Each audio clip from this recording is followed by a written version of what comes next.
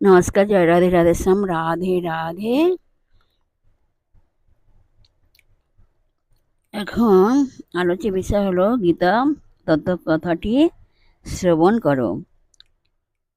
অন্তবিশিষ্ট জিনিস অনন্তকে কি করে জানবে? গীতা তত্ত্ব। একটা মহাশক্তি যেন সব ভেঙে দেয়, তার হাতের ভিতর যেন রয়েছি আমরা সবাই, যেন তার ভেতর রয়েছি, তার অনুভূতিতে নড়ছি চলছি। তা বলে কেউ যেন মনে না করেন যে ফ্রি উইল বা মানবের স্বাধীন ইচ্ছা নেই, বা আমাদের স্বাধীন ইচ্ছা নেই। মানুষ স্বাধীন ইচ্ছা ও অদৃষ্টির মধ্যস্থলে পড়ে রয়েছে, যেন কেমন একটা আলো আধার, একটা ঠিক করে বলবার জো নেই। আলো বলো আলো, আধার বলো আধার। সৃষ্টির আরম্ভ হতে সৃষ্টির প্রারম্ভ হতে মানুষ এই অতীন্দ্রিয় জিনিসটা জানিবার চেষ্টা করছে। ইউরোপে সক্রেটিস থেকে চিন্তাশীল ব্যক্তি মাত্রে এই জগৎটা কি, কোন শক্তি অবলম্বনে বা প্রকাশিত হয়ে রয়েছে, স্বাধীন বা পরাধীন ইত্যাদি বিষয় জানবার চেষ্টা করছে, কিন্তু কিছুই করে উঠতে পারেনি, কারণ মনের দ্বারা ও বিষয়টা জানা যায় না, মনের সীমা আছে। অন্তবিশিষ্ট জিনিস অনন্তকে কি করে জানবে? ইন্দ্রিয়াদির পারে না গেলে যে সকল প্রশ্নের মীমাংসা হয় না, সে সকল প্রশ্নের সমাধান মন কেমন করে করবে?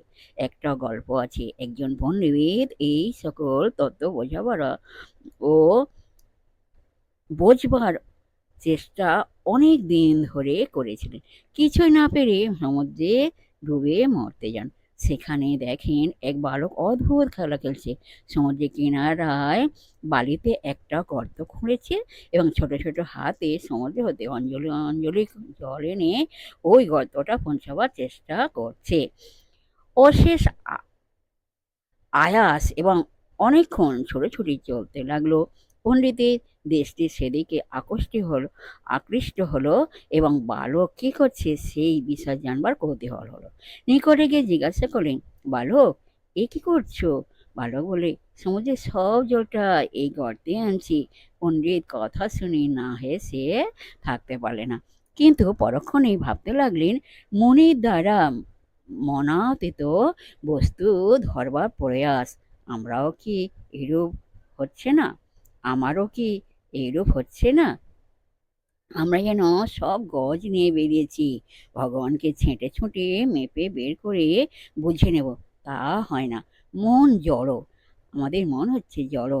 আমাদের ঋষিরা জানতেন মন সূক্ষ্ম জড়ো, এই স্থূল জড়কে চালাচ্ছে, এই স্থূল জড়কে চালাচ্ছে, কিন্তু ওর আপনার শক্তি নেই, আত্মার শক্তিতে শক্তিমান, তিনি সব চালাচ্ছেন। ইউরোপের অনেকের বিশ্বাস মনই আত্মা, তা নয়। গীতা বলেন, এ সকল প্রশ্ন সমাধান করবার আগে উপযুক্ত অধিকারী হতে হবে। কিরূপে তা হওয়া যায়? বিশ্ব মনের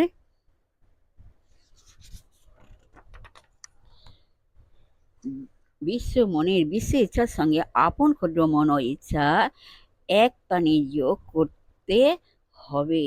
একটিতে যেমন ভাব, যেমন স্পন্দন হতে থাকবে, অপরটিতেও সেই রূপ ভাব ও স্পন্দন উত্থিত হবে। তবেই ক্ষুদ্র মনে বাসনা প্রসূত জ্ঞানের বিঘ্ন বাধা সকল দূরীভূত হয়ে বিশেষ শক্তি প্রকাশিত হবে।